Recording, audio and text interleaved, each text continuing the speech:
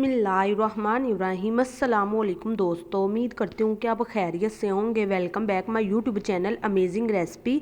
आज मैं आपके लिए बहुत स्पेशल मज़ेदार मीठी दूध वाली सेवइयों की रेसिपी लेकर आई हूँ। ये देखने में बहुत ही खूबसूरत लगती है और ख़ास बात ये खाने में इतनी लजीज होती हैं। रेसिपी बहुत आसान है, एक दो चीज़ें हैं जिसको आपने ध्यान से देखना है। इंशाल्लाह बहुत ही यूनिक फ्लेवर आपका निकल कर आएगा। चले जी बिस्मिल्लाहिर्रहमानिर्रहीम। तो यहाँ पे सबसे पहले हमने पैन के अंदर 1 चम्मच घी डाल देना है, जिसको हमने पहले थोड़ा सा लो से फ्लेम के ऊपर पका लेना है, जिससे इसका कच्चापन दूर हो जाएगा। उसके बाद इसके अंदर हमने ड्राई फ्रूट ऐड करना है।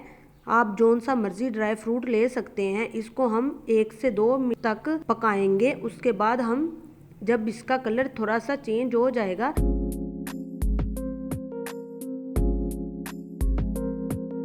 फिर हम इसे निकाल लेंगे। यहीं पे हम इसमें सेवइयां ऐड कर देंगे। ये मैंने ली हैं तकरीबन 150 ग्राम। इसको अब हमने यहाँ पर पकाना है, ठीक ठाक हमने इसको फ्राई करना है।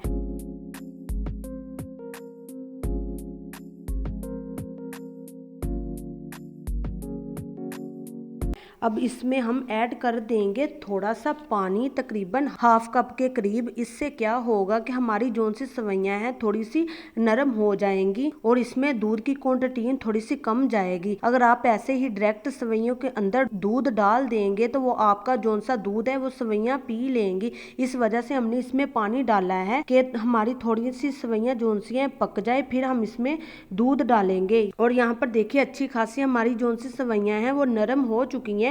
ये बहुत अहम टिप्स थी जो सी मैंने आपके साथ शेयर की है। और यहाँ पे तकरीबन 1 लीटर दूध लिया है। इस दूध को हमने ठीक ठाक कच्चा वाला लिया है। इसको हम अच्छे तरीके से पकाएंगे। पकाने में गलाने में बहुत टाइम लग जाता है, इस वजह से हमने इसमें पानी डालकर इसको पहले गला लिया था। इसको हम लो फ्लेम के ऊपर पकाने के बाद इसके अंदर गिरी और जौन से हमने बादाम फ्राई करके रखे हुए थे इसमें ऐड कर देंगे। इसका फ्लेवर बहुत अच्छा लगता है। और साथ में इसमें चीनी हस्बे जायका मैं इसमें 5 टेबल स्पून ऐड करूंगी। अब आपने क्या करना है, इसके ऊपर नहीं रहना, आपने नॉर्मल सा फ्लेम कर देना है, जिससे उबले ना, बाहर भी ना निकले, उछले भी नहीं और पकता भी रहे। ठीक है, आपने इसी दौरान अपना काम करते रहना है, तो इससे आपका टाइम बच जाता है, आपको पास खड़े रहने की ज़रूरत नहीं रहती। तो ये देखिए वो फ्लेम है जिस पे हम इजीली पका रहे हैं, उबलेगा भी नहीं। ये छोटे छोटे टिप्स एंड ट्रिक्स होते हैं जो आपको सीखने चाहिए कुकिंग के लिए। तो यहाँ पे देखिए माशाल्लाह इसका कितना शानदार